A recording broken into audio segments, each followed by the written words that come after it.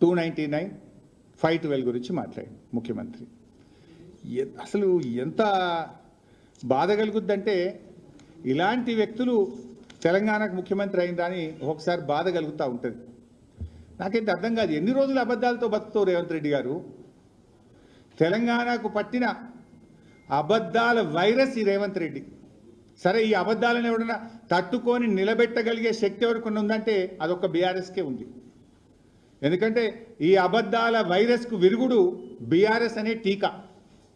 BRS అనే టీకానే రేవంత్ రెడ్డి అబద్ధాలను చీల్చి చెండాడుతుంది, రేవంత్ రెడ్డిని ముద్దాయిగా నిలబెడుతుంది. తెలంగాణ హక్కులు కాపాడగలిగేది ఒక బీఆర్ఎస్ మాత్రమే. ఎందుకంటే ఇలా బాధ కలిగేది ఏంటంటే బయట వాళ్ళకి సద్దులు కడుతూ ఇంటి మనిషిపై నిందలేస్తున్నాడు. తెలంగాణ తెచ్చిన నాయకుడు కేసీఆర్.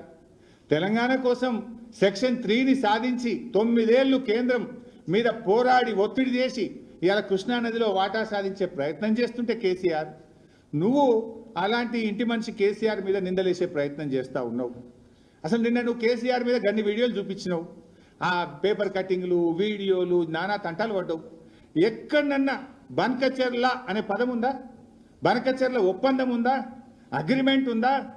ఇప్పుడు నేను చూపించిన బనకచెర్ల ప్రాజెక్ట్ ఆపాలి అని కేంద్ర ప్రభుత్వానికి లేఖ రాసింది నేను చూపించిన. వరదలో 1950 టీఎంసీలు మా లెక్క అని కేసీఆర్ రాసిన లేఖ నేను చూపించిన. నువ్వు అంత చిల్లర రాజకీయాలు తప్ప ఒక్కటనే నిజాయితీ ఉందా?